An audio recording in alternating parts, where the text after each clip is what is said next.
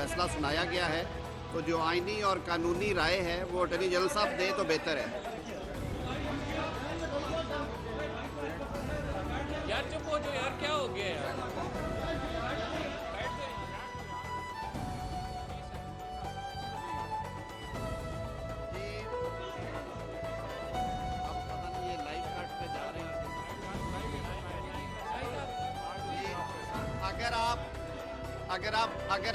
अगर आप मौका देंगे तो बात करेंगे, वरना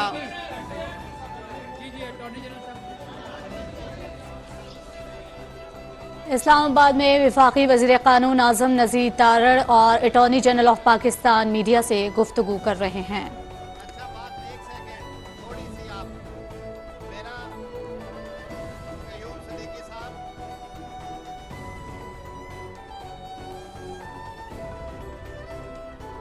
काफी राय सिर्फ अदालत में आती है, माशाल्लाह यहाँ भी आ रही है और ढेर सारी आ रही है।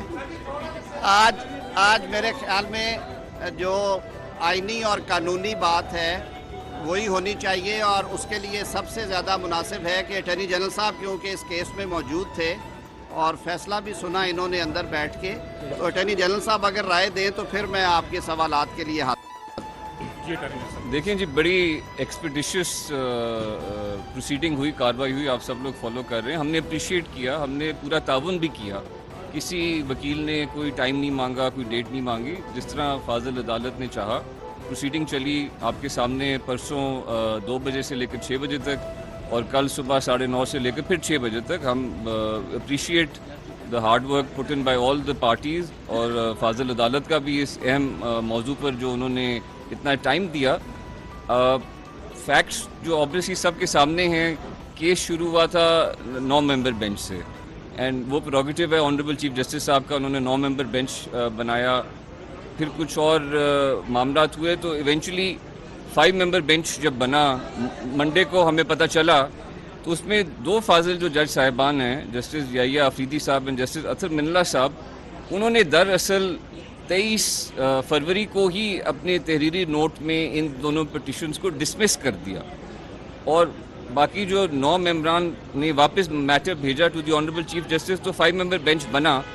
अब आज जो फैसला आया है उसमें जो 5 मेंबर बेंच में 3 जज साहिबान, honourable chief justice honourable Munib Akhtar साहब and honourable Mohammad Ali mother साहब, उन्होंने एक फैसले को दिया और उन्होंने साइन किया। 2 जो मोअज़्ज़ज़ जज साहिबान हैं, जस्टिस मंसूर अली शाह साहब और जस्टिस मंदोखेल साहब, उन्होंने एक फ़ैसले को साइन किया। लेकिन जो गौर करने वाली बात है, जब हमारे पास रिटन ऑर्डर आया असल में कुछ देर पहले ही, तो मैं पैरा 2 पढ़ना चाहूँगा जो जस्टिस मंसूर अली शाह साहब के नोट का है। वो ये कहते हैं, we therefore agree with the orders dated 23/2/2023 passed by our learned brothers Yahya Afridi and Athar Minallah J and dismiss the present constitution petitions and drop the suo motu proceedings। ये बात वैसे अदालत में भी जब चीफ जस्टिस ने order पढ़ा था तो सुनाई गई थी, लेकिन जो फुट नोट है वो अदालत में नहीं पढ़ा गया, वो मैं पढ़ना चाहता हूँ और वो बड़ा मानी खेज है। फुट नोट ये कहता है, initially a 9-member bench heard this matter. The aforementioned 2 honorable judges decided the matter by dismissing the said petitions. Later on, 2 other honorable judges disassociated themselves from the bench for personal reasons, and as the 2 aforementioned judges had dismissed the matter, the bench was reconstituted into a 5-member bench by order dated 27/2/2023. The decisions of the aforementioned 2 honorable judges dated 23/2/2023 form part of the record of the case. That means कि इस case के record में 5 नहीं 7 मोअज़्ज़ज़ जज साहिबान के फैसले मौजूद हैं। उसमें से 2 मोअज़्ज़ज़ जज साहिबान ने 23/2 को इन पिटिशन्स को डिसमिस किया। आज 2 मोअज़्ज़ज़ जज साहिबान ने फिर पिटिशन को डिसमिस किया, तो 4 मोअज़्ज़ज़ जज साहिबान ने पिटिशन को डिसमिस किया, 3 मोअज़्ज़ज़ जज साहिबान ने पिटिशन को मेंटेनेबल करार दिया। ये सूरत हाल है, and this is the situation. अब आगे इस पर जो भी प्रोसीड होती है, वन बाय ना सर, नहीं 1 by 1 जी जी जी नहीं सर, ऐसे नहीं। कयूम सिद्दीकी साहब के बाद ले लो, 1 मिनट। रिव्यू का पॉइंट बनेगा। पहला मैं ये सवाल का जवाब दे दूं, मेरे ख्याल में इसमें रिव्यू वाली बात नहीं है। इसलिए नहीं है कि फैसला जब बहुत वाज़ेह हो और उसमें इबहाम ना हो, یہ کوئی ہار جیت والا ویسے بھی کیس نہیں تھا کہ کسی کی اہلیت اور نااہلیت کا کیس ہے، کسی کی کوالیفیکیشن ڈسکوالیفیکیشن ڈسکس ہو رہی ہے.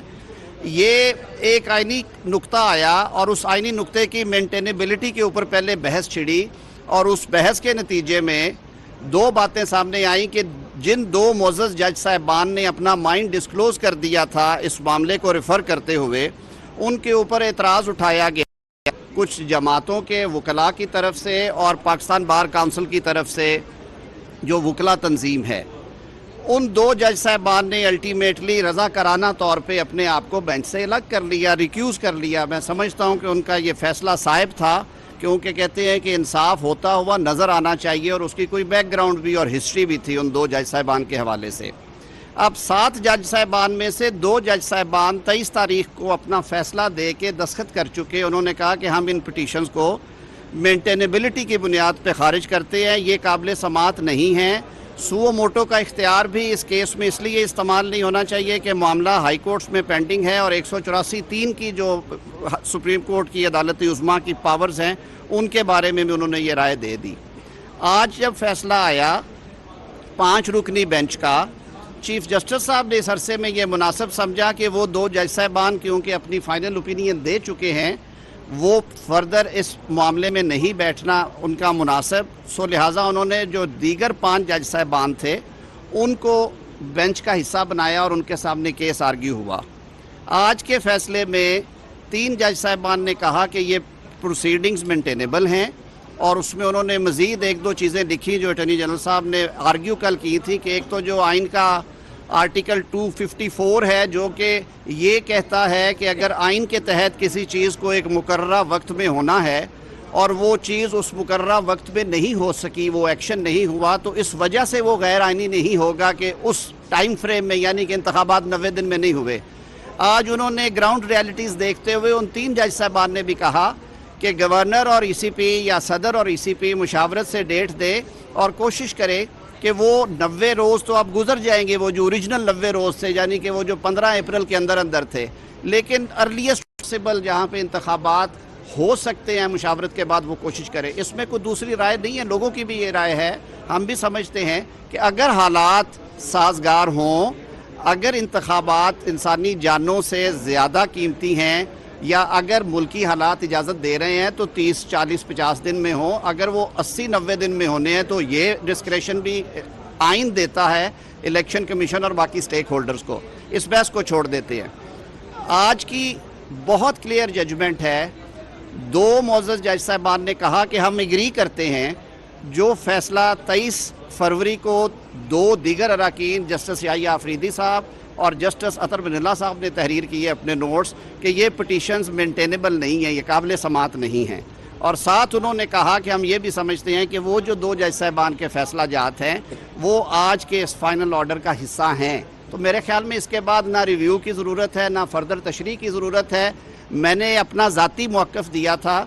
اب میں سمجھتا ہوں کہ اٹارنی جنرل صاحب کی رائے آنے کے بعد اور اس آرڈر کو پڑھنے کے بعد ہمارا موقف یہ ہے کہ یہ پٹیشنز 4-3 سے مسترد ہو گئی ہیں.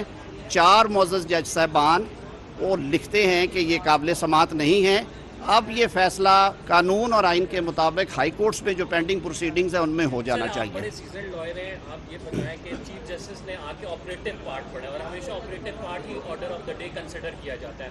اس میں اگر وہ اناؤنس کریں 3-2 اور یہ جو آپ نے بتایا یہ فٹ نوٹ میں لکھا ہوا ہے، تو ایمبیگوٹی اٹ سیلف یہاں پہ ہے کہ کون سا فیصلہ مانا جائے. آپ 4-3 کہہ رہے ہیں، چیف جسٹس نے 3-2 سے فیصلہ دیا ہے. میں عرض کرتا ہوں، دیکھیے ایک بات تو طے شدہ ہے کہ یہ 7 رکنی بینچ جو ہے، 7 جج صاحبان جو ہیں وہ بینچ کا حصہ تھے. 2 جج صاحبان 9 میں سے رضاکارانہ طور پہ ریکیوز کر گئے تھے. 7 میں سے 2 جو آج بیٹھے ہوئے تھے 5 رکنی میں، انہوں نے کہا کہ ہم اپنے جو بردر ججز کی اوپینین ہے ارلیئر کہ یہ پٹیشنز مینٹینیبل نہیں ہے، ہم ان سے ایگری کرتے ہیں. اور ان کا وہ جو 23 تاریخ کا حکم ہے that is part of the order of the court. تو مطلب یہ ہے کہ انہوں نے اس کو انڈورس کرتے ہوئے آپ کو 4-3 کیوں نہیں اناؤنس کیا؟ چیف جسٹس نے 3-2 کیوں اناؤنس کیا؟ آپ میرے خیال میں کچھ چیزیں ایسی ہیں جن پہ ابھی مزید شاید ڈیبیٹ ہو، لیکن قانون میں کچھ چیزیں واضح نظر آ رہی ہوتی ہیں. میری نظر میں تشریح طلب معاملہ نہیں ہے، ریویو کی ضرورت نہیں ہے. اگر اس سے کسی کو اختلاف ہے، کل کو کوئی سچویشن آئی تو جس کو اس سے اس تشریح سے اختلاف ہوا وہ جا کے تشریح کرا لیں گے. میری نظر میں تو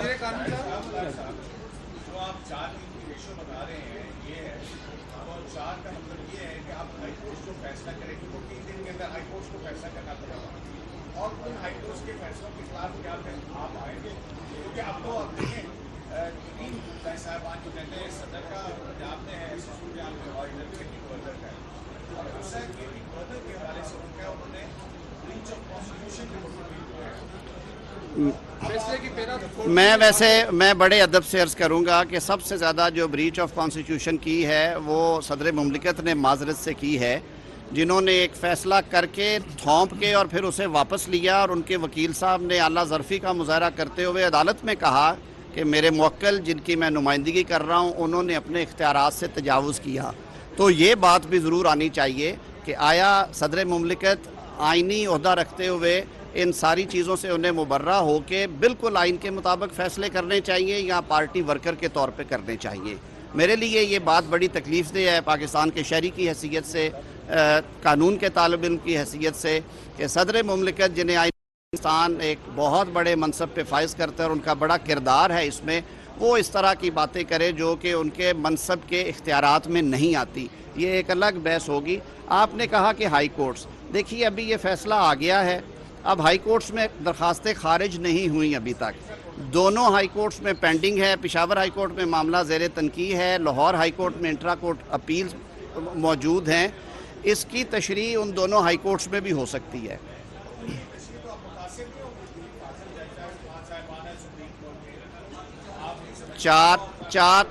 چار فاضل جج صاحبان ہی نے کہا ہے کہ آپ اس کا فیصلہ کریں، ہائی کورٹ سے اس کا فیصلہ کریں. بہت